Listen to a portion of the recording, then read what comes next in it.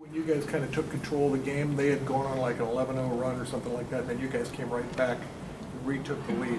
What were you doing? What seemed to be working for you that kind of turned things around?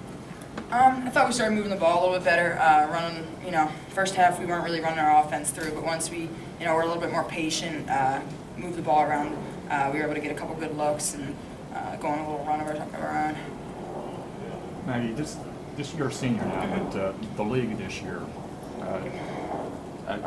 in my mind, it's a really competitive league this year. But what's it like for you guys being the defending champions coming in? Do you get this kind of a game from everybody that you've seen so far this year? Yeah, just top to bottom, like you said, it's a very competitive league, and every night going in that everyone's going to give you their best shot, and you're going to give them your best shot.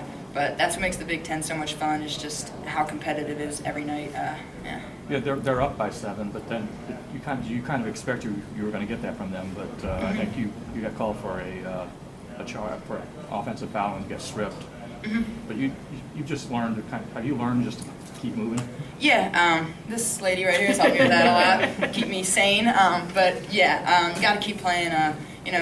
Things like that are going to happen throughout the course of the game. Not everything goes your way. You just got to play through it and look for your next opportunity.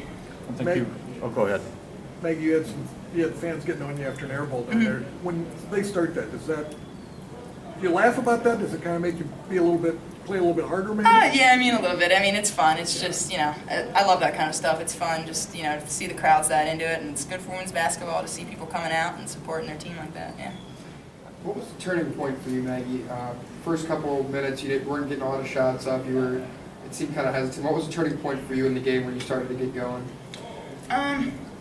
Kind of like I said before, a lot of times at the beginning of games I'm getting, seeing a lot more pressure, but once the game goes on, you can find some breakdowns. I think Dara really set me up good a couple times, and I think that really helped me get going. She found me in transition a couple times, so she really helped me out. 2 halves, kind of one of those kind of games. So what did you guys do better in the second half to basically take away their offense?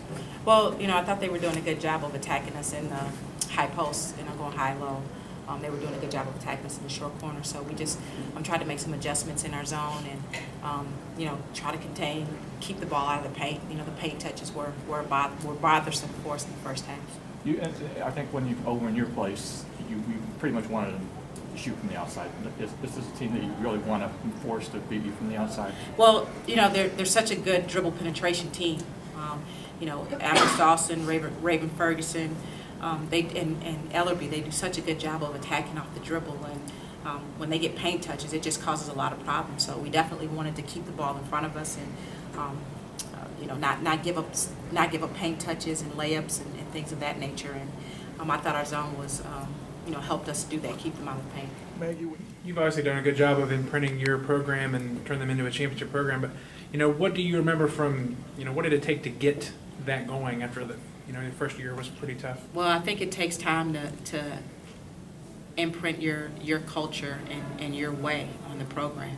I certainly remember my first year in the conference. We finished we lost the last 12 games in a row of the season.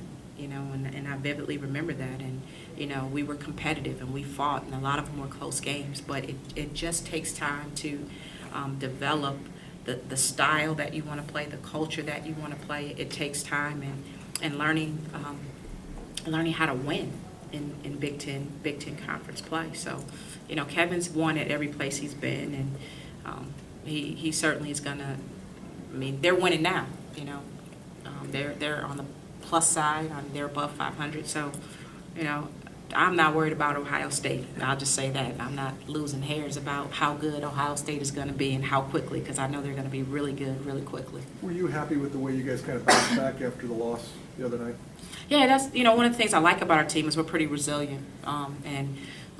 In Maggie's time here, that's been one of the things we've done is we've done a good job of bouncing back when we hit some adversity and suffer some tough games. So I was pleased to see that continue today this afternoon.